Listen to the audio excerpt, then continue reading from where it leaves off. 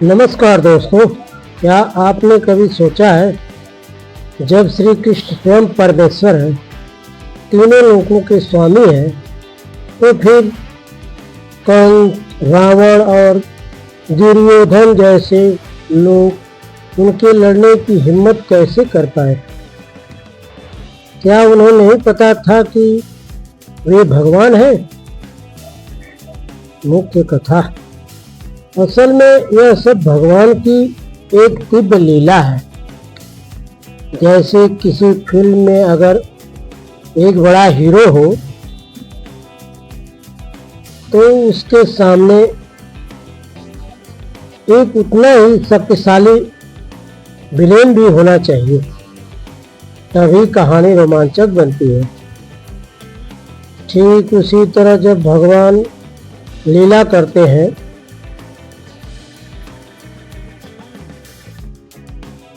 तो वे अपने ही पार्षदों को अलग अलग भूमिकाएं देते हैं।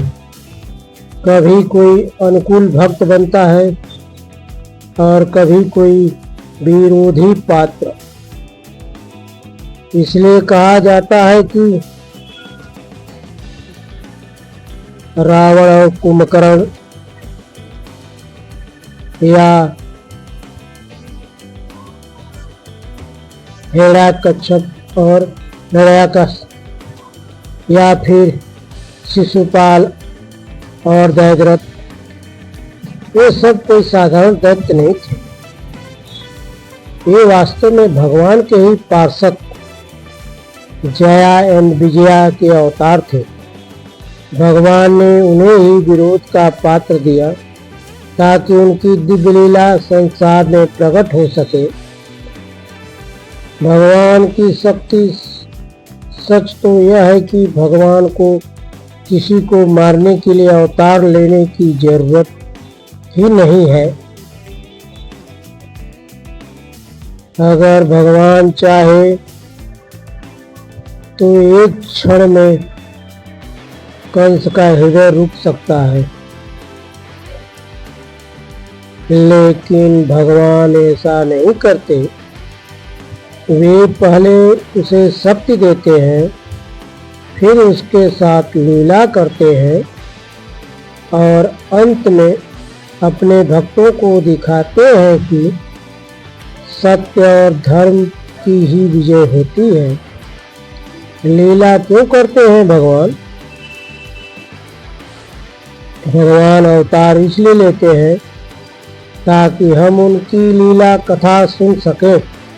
अगर भगवान कभी अवतार ही न लेते तो हम उनकी कथाएं कैसे सुनते, उनकी महिमा कैसे गाते?